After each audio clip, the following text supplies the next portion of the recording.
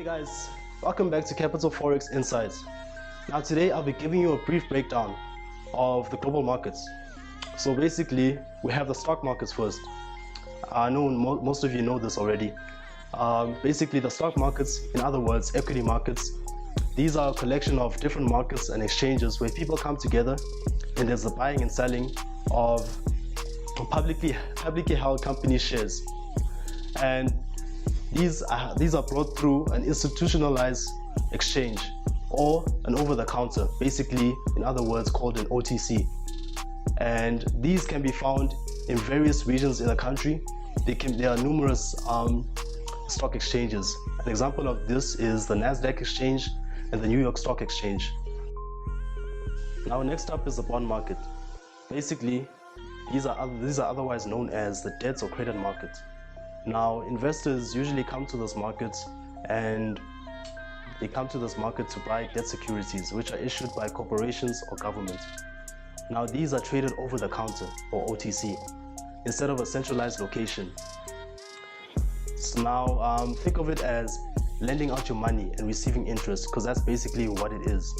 Just like a bank would lend out its money to its debtors and receive payments over time, the same is with a bond or debt security. An example is the treasury bond issued by a federal government. This is when you lend out the money to the government. It's issued by the federal government, and usually you would find biannual payments. You would get biannual payments according to a certain interest rate agreed by the investor and the debtor. And then we move on to the commodities market. Now, this includes buying, selling, or trading raw materials such as gold, oil, or even coffee. And there's two different types of commodities. It's the hard commodities, which includes generally your natural resources. And then we have the soft commodities, which includes livestock or agriculture. So how can an investor gain access to the commodities market? Simply by investing in companies which are exposed to the commodities market, or by trading over the counter via futures contracts. Then we move on to spot commodities. Spot commodities basically have immediate delivery, as opposed to derivative markets where there's a delayed delivery which would only come in the future.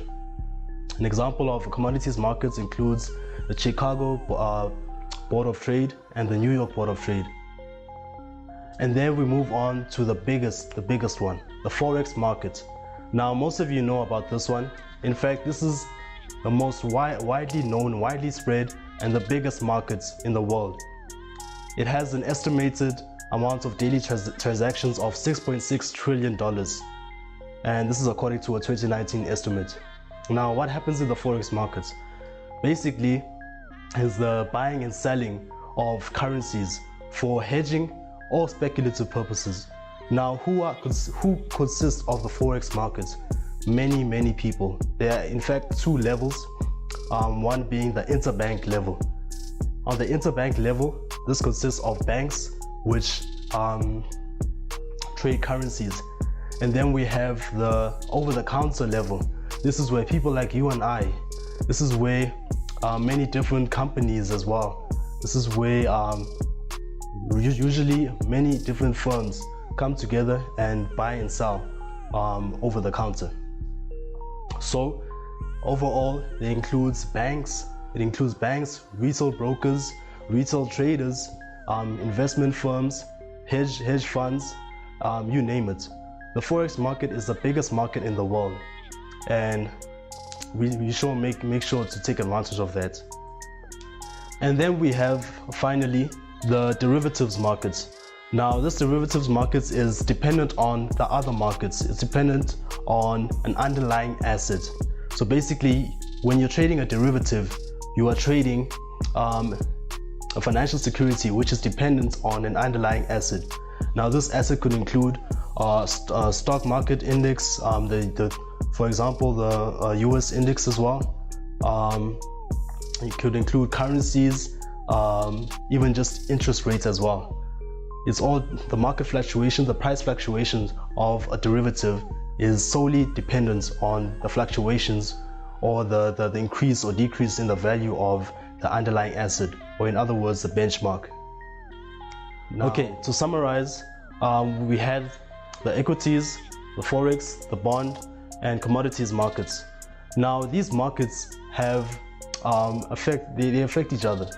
The only difference would be is the amount of time it takes for one to affect the other, or how much it would affect the other. But essentially, these markets affect each other. An example of this would be the American markets, or the dollar.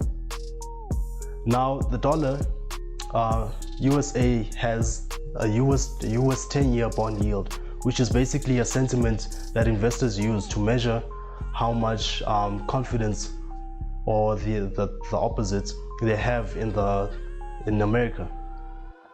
Now when this bond yield increases, it means that investors have a higher appetite. They have a higher risk, higher reward appetite for the markets. Why so? Because the US dollar is weakening. Whenever the bond yield increases, that means money is leaving America, essentially. The United States of America, money is leaving it. And when it decreases, that means money is coming in. That means the economy is increasing. It's gaining strength. So when this economy gains strength, whenever the dollar increases, that's when stocks and commodities fall.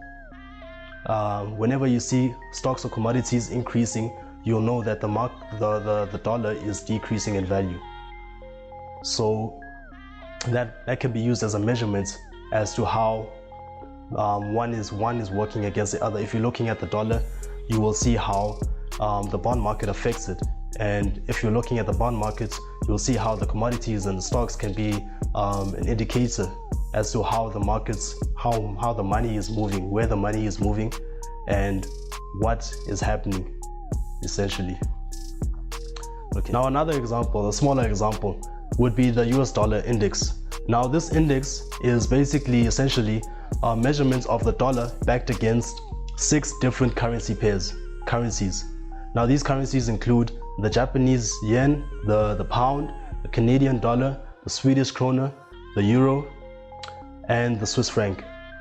Now these different currencies have different weightings, as they have different weightings on the scale, and these are affected in different ways according to how much the dollar increases or decreases in value. Now when the US dollar index increases, for example, the Euro USD currency pair decreases in value. Right guys, thank you for tuning in.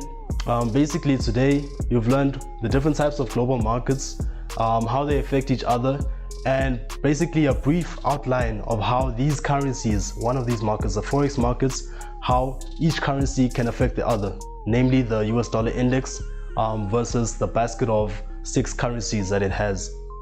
So stay tuned, please like, subscribe and share, and yeah, just stay tuned, and we out.